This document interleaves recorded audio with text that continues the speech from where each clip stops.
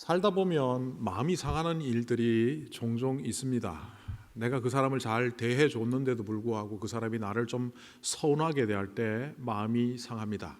그러니까 사람으로 인해서 마음이 상하는 일들이 있죠.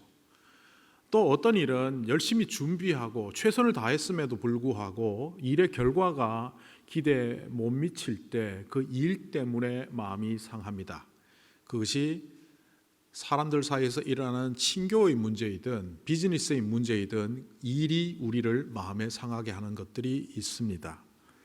또 어떤 때는 내가 열심히 잘 해야 되는데 성실히 하지 못한 내 게으름 때문에, 어떤 때는 내 능력이 좀 부족하다는 나의 능력의 미진함 때문에 마음이 상하는 경우들이 있습니다.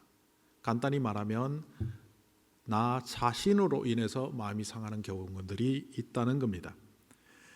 이렇게 우리가 마음이 상하는 일들이 곧잘 있는데, 이 마음이 상했다는 말을 오늘 성경에 나오는 표현대로 고치면 낙심했다 이렇게 바꿀 수 있습니다. 그리고 낙심했다란 말을 교회에서 다른 표현들이 곧잘 사용되는 것이 몇 개 있습니다.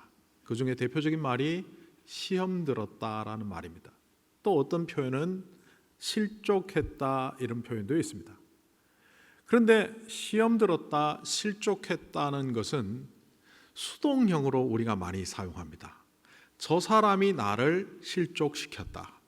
저 사람이 나를 시험 들게 했다. 어쨌든 이 시험 들었다, 실족했다는 말을 제가 교회에서 쓰면 안 된다라고 했던 이유는 바로 오늘 말씀에 그 근거가 있습니다. 왜? 낙심하고 시험 들고 실족하는 상태를 내버려 두면 그것이 곧 멸망으로 치닫는 길이 되기 때문입니다. 오늘 이 말씀은 예수님께서 1절에 이렇게 시작합니다. 예수께서 제자들에게 늘 기도하고 낙심하지 말아야 한다는 뜻으로 비유를 하나 말씀하셨다. 그러니까 뒤에 나오는 비유를 하시는 이유가 1절에 분명히 밝혀져 있다는 겁니다. 그건 뭐냐? 낙심하지 않도록 하기 위하여 비유로 가르치신다는 겁니다. 예수님께서도 제자들이 비유를 통해서 낙심하지 않는 사람이 되도록 원하는 이유는 낙심하면 안 되기 때문입니다. 그런데 이 사람들이 왜 낙심을 할까요? 세상을 마음대로 자기 멋대로 살았기 때문에 낙심할까요? 그렇지 않을 겁니다. 일반 사람들은 그럴지 몰라도 오늘 여기 제자들이라고 하는 사람들은, 이 사람들이 낙심하는 이유는 대부분 이런 겁니다. 주님 뜻대로 살아가려고 애썼는데 어떤 때는 내 능력 때문에, 환경 때문에, 다른 사람 때문에 잘 되지 않아서 그래서 낙심하는 걸 겁니다. 그래서 오늘 비유의 목적, 이유를 한마디로 요약하면 낙심을 방지하는 비유이다 이렇게 말할 수 있습니다. 그런데 이 낙심과 관련해서 좀 뜻을 분명히 알기 위해서 신약 성경에 나오는 다른 구절들을 좀 찾아보고자 합니다. 제가 좋아하는 구절이기도 한 데살로니가후서 3장 13절에 보면 이런 말이 나옵니다. 형제 자매 여러분, 선한 일을 하다가 낙심하지 마십시오. 그것이 목회이든 선교의 일이든 교회를 섬기고 이웃을 섬기는 일이든 그것은 전부 선한 일입니다. 하나님의 뜻을 이루려고 하는 그 일을 하다가 낙심하지 마십시오. 아마 데살로니가 교회 교인들이 그런 일을 하다가 많이 낙심을 했나 봅니다. 그래서 바울 사도는 데살로니가 교회를 향하여 서신을 쓰며 그렇게 기록했죠. 그런데 이것이 데살로니가 교회만의 문제가 아니라 갈라디아 지역에 있는 교회들에게도 그런 현상이 있었던 것으로 보입니다. 그래서 갈라디아서 6장 9절에 이렇게 기록합니다. 선한 일을 하다가 낙심하지 맙시다. 데살로니가서랑 거의 비슷합니다. 그런데 뒤에 이런 말이 붙습니다. 지쳐서 넘어지지 아니하면 때가 이를 때에 거두게 될 것입니다. 낙심하지 않고 선을 행하는 사람, 그래서 기다리고 인내하며 견뎌내는 사람은 인자가 오시는 때, 주님께서 오시는 그때에 크나큰 복을 누릴 것이다 이런 말씀입니다. 근데 우리는 보통 낙심하면 떨어질 낙자에 마음심해서 뭐 마음이 상하는 것, 마음을 잃어버리는 것 이렇게 알고 있는데 신약 성경에 6번 등장하는 이 낙심과 관련된 동사는요 조금 특이한 뜻을 갖고 있습니다.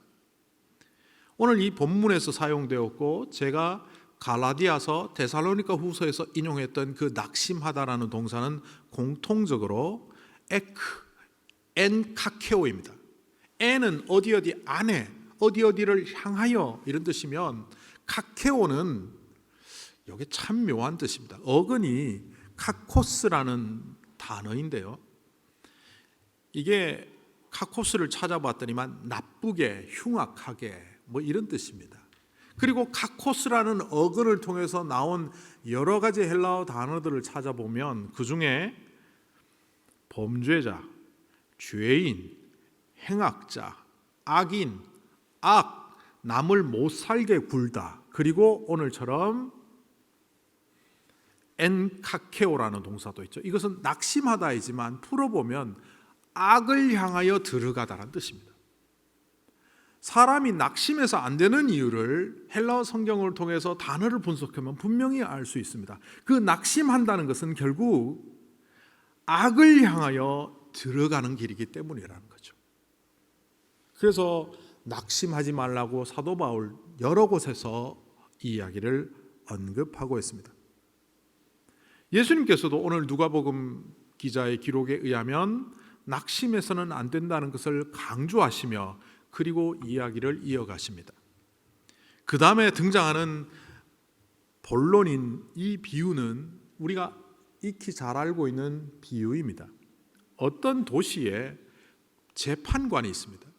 또 그 도시에 과부한 사람이 있습니다. 그런데 이 재판관은 좀 특이한 사람입니다. 하나님도 두려워하지 않고 사람도 존중하지 않는 재판관이라고 되어 있습니다. 이 비유 속에 등장하는 두 사람 중에 한 사람인 이 재판관은 어떤 사람일까요? 그 당시에 사람들은 이 재판관을 일컬어 나네 게제롯이라고 했습니다. 이 풀어보면 형벌을 부과하는 재판관입니다. 당시 유대 사회에서 재판관은 첫 번째 가져야 되는 기준이 있습니다. 그게 뭐냐? 하나님을 두려워하는 겁니다. 그런데 이 재판관은 하나님을 두려워하지 않는데요. 뭐 이런 재판관이 다 있습니까? 유대 공동체 사회에서 종교적인 문제, 민사법에 해당하는 문제를 해결했던 사람들은 산헤드린 공회에 속한 71명의 공회원들입니다. 이 사람들이 각 지역에 가서 민사나 종교적인 문제가 있으면 어떤 것이 옳은지 어떤 것이 틀렸는지를 판별해주는 재판관 역할을 했습니다. 이런 재판관들은 가장 먼저 하나님을 두려워하며 그 일을 행했습니다. 그런데 오늘 비유 속에 등장하는 이 재판관은 하나님을 두려워하지 않는데요, 이 사람은 이방인입니다. 이방인일 뿐만 아니라 로마 정부에 고용된 사람입니다. 바로 이런 사람들을 당시 유대 사회에서는 나네 게제롯이라고 했습니다. 제가 왜 이렇게 자꾸 어려운 말을 쓰느냐 하면 그 다음 말을 하기 위함입니다.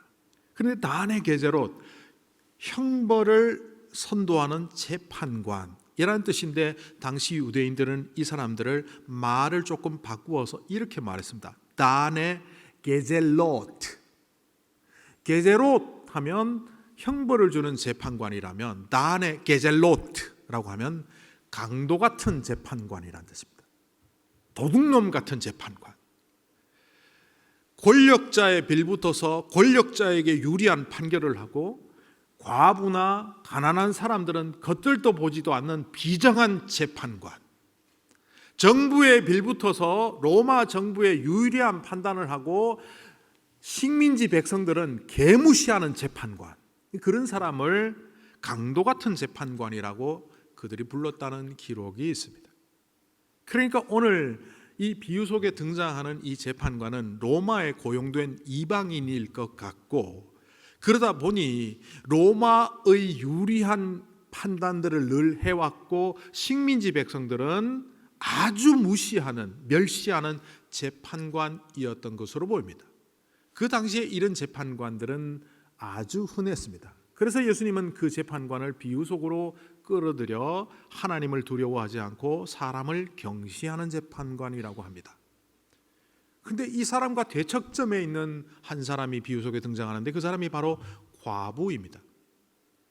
이 과부란 표현이 요즘은 잘 쓰이지 않고 또 써서도 안 되는 표현이긴 하지만 성경에 나와 있는 그 표현대로 가져오면 이것은 그 당시 사회인 중에서 가장 안타깝고 소외되고 연약한 자의 상징 같은 모습입니다. 과부라고 하면 남편도 없고 아들도 없는 상태에 있는 사람을 말할 때가 많았습니다. 아들이 있으면 낫죠. 그래서 참과부 논쟁이 신약 성경에 등장하는데 참과부는 뭐냐? 남편도 없고 아들도 없는 사람. 그런데 안참과부는 남편은 없지만 아들은 있는. 근데 이 사람은 아무것도 없는 거예요. 그런데 억울함을 당했습니다.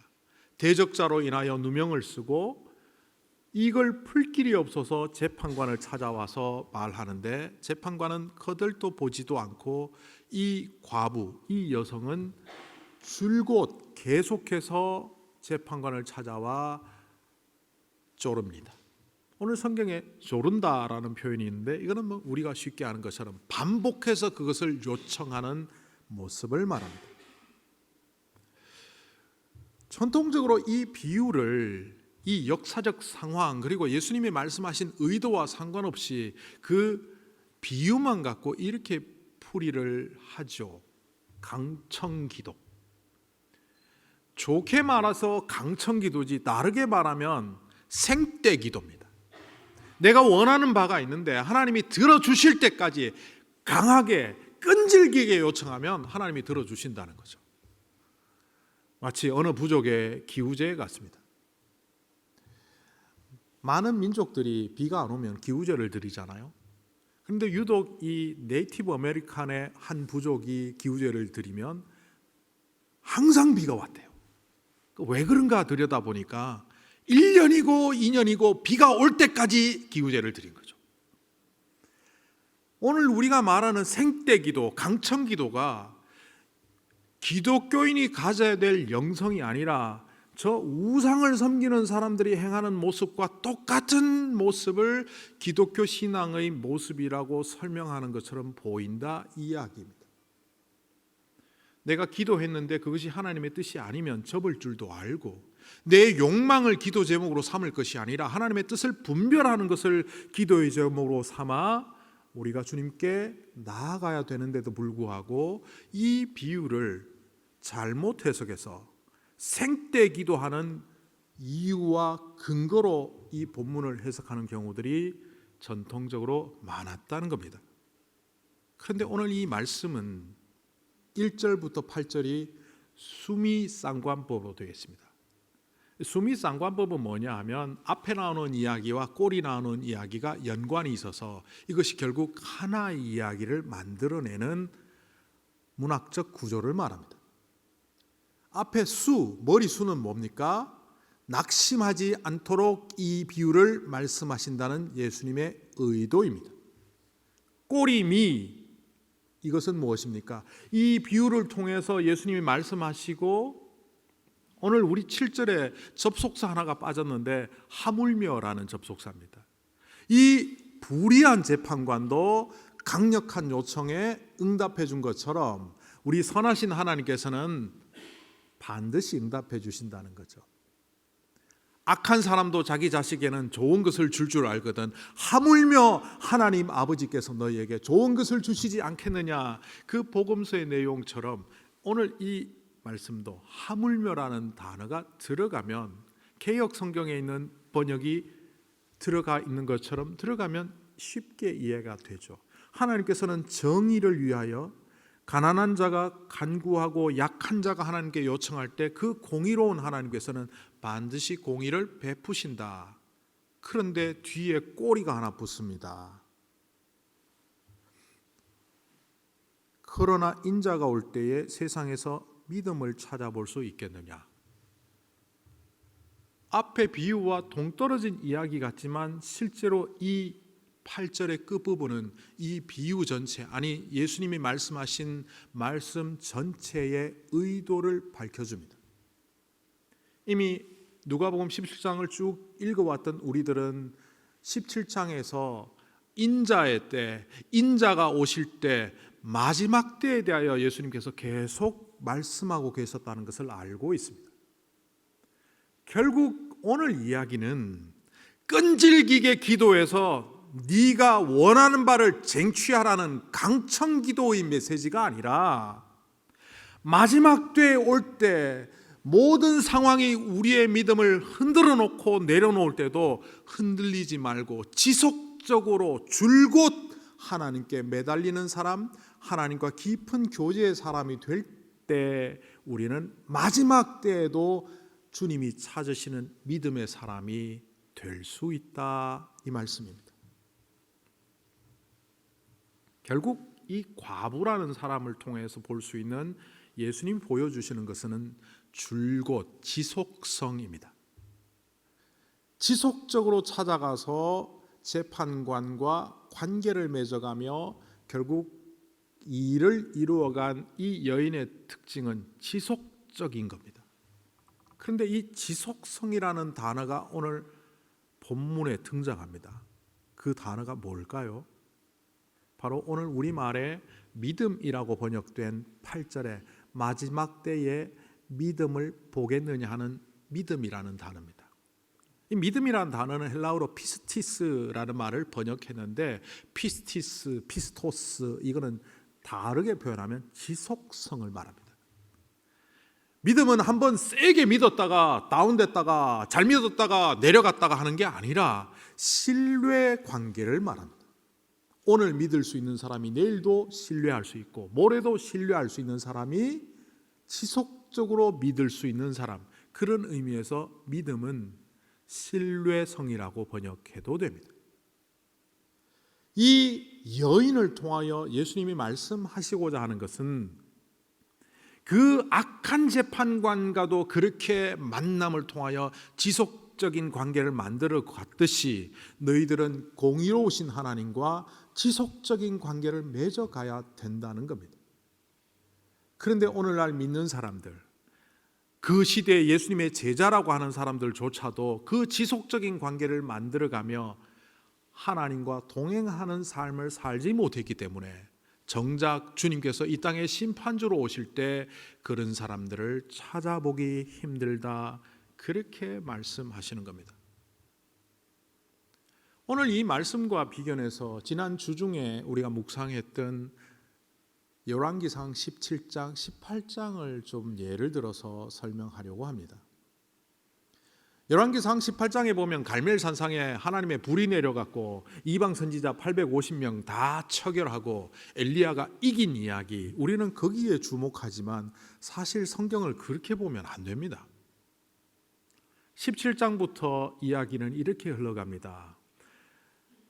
아합 정권이 하나님을 도외시하고 많은 우상들을 수입해서 바알과 아세라의 땅으로 만들어가는 것을 안타까워하신 하나님께서 이 백성들을 회복하기 위하여 하나의 계기를 주십니다. 열왕기상 17장 1절에 이렇게 나옵니다. 수년 동안 비도 이슬도 내리지 아니하리라.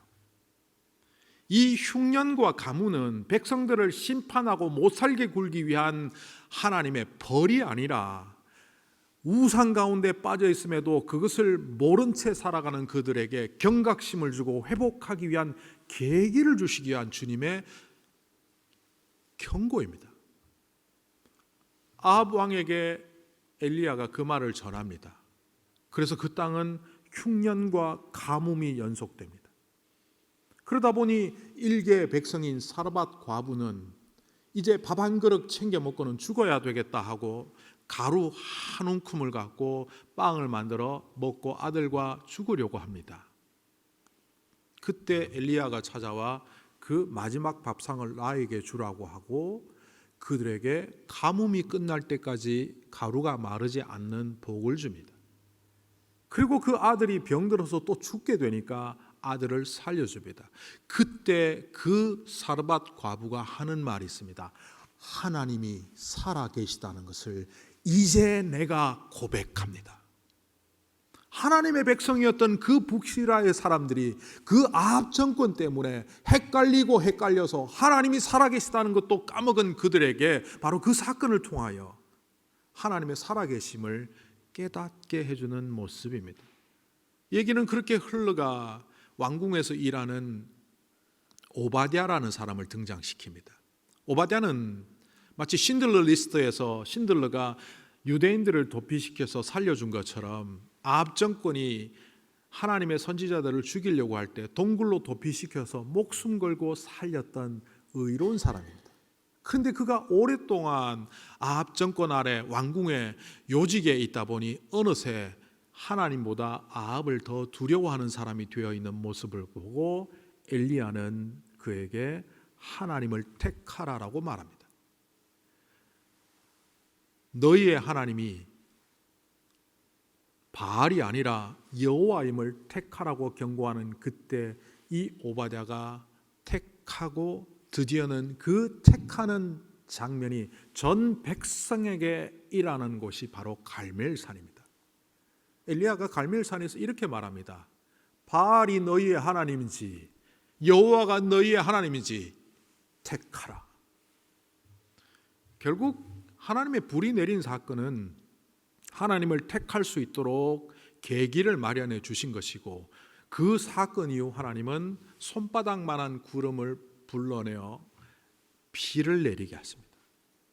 17장부터 시작되었던 그 가뭄이 18장 끝에 갈멜산에 불 내린 사건이 주축이 아니라 바로 가뭄을 해결하는 이야기로 끝을 냅니다. 이 이야기를 쭉 보면 하나님은 백성들을 구원하시기를 원했고, 그 구원의 역사 속에 동참하는 사르밧 과부, 오바댜, 그리고 엘리야 같은 사람을 통하여 그 시대에 역사하셨다는 것을 성경을 통해서 목격하게 됩니다. 오늘 예수님께서 한 과부의 이야기를 통하여 불의한 재판관을 등장시키면서 하셨던 이 이야기는 무조건 떼쓰고 기도해서 너희들의 소원하는 바를 하나님께 쟁취하라는 이야기가 아니라, 마지막 때에 인자가 올 때에 이 세상과 벗하지 않고 하나님과 온전히 교제하며 하나님의 그 거룩한 구원의 역사 속에 동참하는 사람이 되라는 지속성, 믿음, 바로 그걸 말합니다.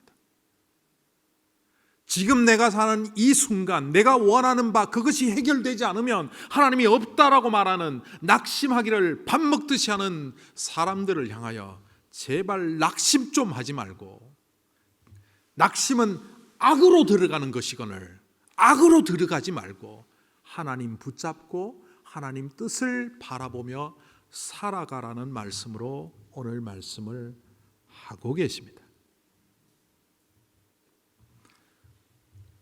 사도행전 1장에 보면 예수님께서 부활 승천하시기 전에 제자들에게 하신 이야기가 있습니다.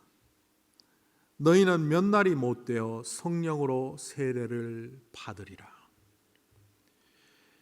오늘 이 성령 강림절은 유대인의 절기로 보면 오순절입니다. 예수님이 십자가에 달리신 6월절로부터 그 다음 날로부터 계산하면 49일 혹은 50일이라는 의미에서 펜타코스타, 오순절 혹은 77절이라고 말하는 그날 성령이 감림하셨습니다. 따져보면 예수님이 부활 승천하시고 열흘 후입니다. 부활 승천하신 예수님께서 승천하시는 날 열흘만 기도하라 이렇게 말씀하시지 않고, 내가 너희에게 성령으로 세례를 부어주리니 기도하라 하셨을 겁니다. 그리고 그 말씀에 따라 그들은 기도했고, 결국 성령님께서 임재하셔서 그들은 완전히 새로운 존재가 됩니다. 저도 어린 시절 성령 체험을 했지만 성령 체험하고 나면 그게 쭉 유지되는 게 아닙니다. 간혹 성령 체험을 했음에도 불구하고 성령 체험하지 못한 그런 사람들보다 신앙이 더 바닥으로 가는 사람들도 있습니다. 왜 그렇습니까? 우리의 한 번의 감정적 격동, 그것은 믿음이 아닙니다. 성령께서 우리에게 계기를 주실 뿐, 갈멜산상에 불이 내려와 하나님이 살아계심을 보여주실 뿐, 그것을 믿고 끝까지 달려가는 것이 우리에게 필요합니다. 그것을 일컬어 기도라고 말합니다.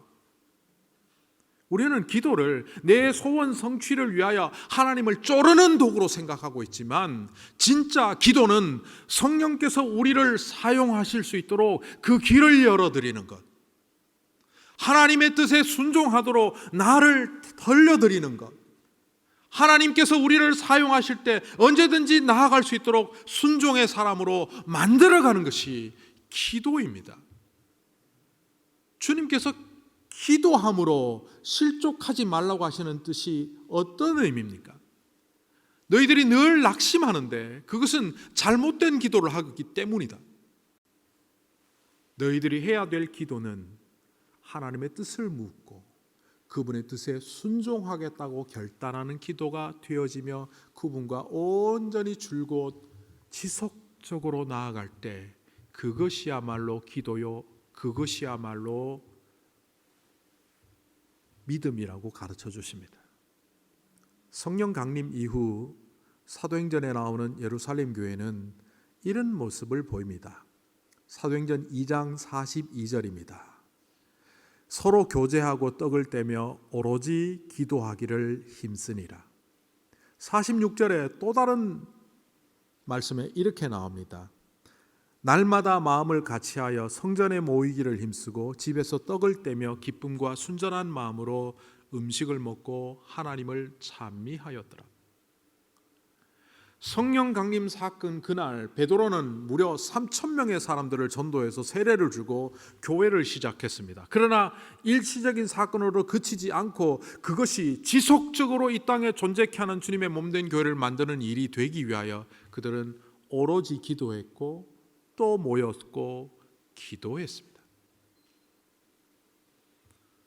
주님께서 왜 우리에게 기도를 강조하실까요? 또 왜 우리는 쉬지 말고 기도하라는 그 메시지를 받아들여야 할까요? 우리가 숨을 쉬지 않으면 곧 생명이 사라지듯이, 밥을 먹지 않으면 우리는 굶어서 죽듯이 하나님과 호흡하고 하나님의 영의 양식을 받아들일 수 있는 기도의 통로가 단절된다면 살아있으나 죽은 자와 같고 호흡이 끊어져 주님의 뜻을 분별할 수 없는 사람이 되기 때문에 우리는 푸뉴마티코스, 영에 속한 사람이 아니라 부시케코스, 나의 정신, 육에 속한 사람으로 살 수밖에 없다는 것을 주님은 명확히 알고 계셔서 영의 통로를 우리가 참으로 살아있는 자로 살 수 있도록 복의 통로를 열라고 오늘 이 말씀을 통하여 낙심하지 말고 오히려 기도하라고 말씀하시는 겁니다. 우리는 주님의 시간 속으로 들어가야 합니다. 주님의 시간 속으로 들어가기 위하여 문을 열어야 합니다.